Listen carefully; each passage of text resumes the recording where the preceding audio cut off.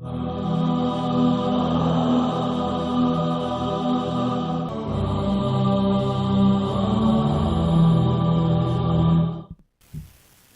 why are these negative perceptions so rife?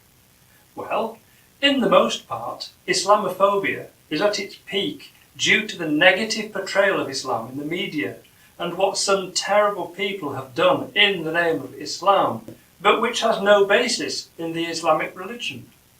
Fear and mistrust is rife and has come about due to misunderstandings and not having enough knowledge about Islam and Muslims.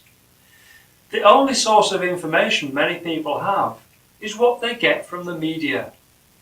Islamic terrorism, Muslim fundamentalists, women being oppressed and forced to wear the veil, forced marriages, terror plots. These are just some of the terms incorrectly associated with Islam and Muslims. This brings fear in the general population, which can create a divide between Muslims and non-Muslims. It would be helpful if the media recognised the difference between what is termed freedom of expression and the inciting of racial and religious hatred by the way they write, including insensitive language and misrepresenting Islam and Muslims. Some politicians have also begun to use terms which are not only insensitive, but in fact abusive, demonstrating a lack of knowledge of Islam on their part. These unchallenged comments create further division in society and help towards the young introducing political Islam to counter this. The term Islamic terrorism, Muslim extremism, Islamic fundamentalism and jihadists, these terms need to be challenged. This sort of language simply brings greater division, mistrust and misunderstanding. Britain has always held the highest position in striving towards equality, peace and justice, and is seen to be respectful of all other people's faith. This is why we're surrounded by churches, mosques, temples and synagogues, and people are freely able to practice their faith. All faiths and people of no faith have so much in common.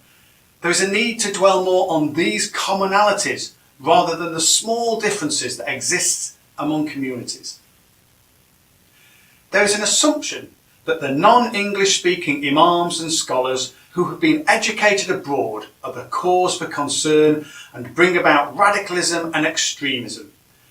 This is far from the truth. The fact is that these elderly scholars and imams are more of a stabilising and harmonising influence in Muslim communities. It may be argued that more often than not, the so-called hate preachers, often labelled by the media as clerics and scholars, are in fact lay people without any credible theological qualification or education. As such, these misconceptions need to be challenged and the real hate preachers need to be identified.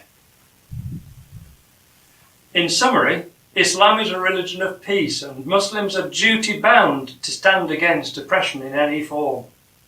Harming innocent civilians, women, children or the elderly is strictly forbidden, as is suicide, and terrorism is an anti-Islamic practice.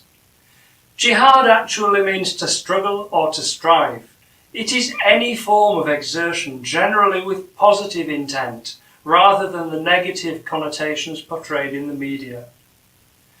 It is through communication, education and awareness that these stereotypes can be challenged and redressed, and people may begin to appreciate the values and qualities that inspire the 1.6 billion Muslims.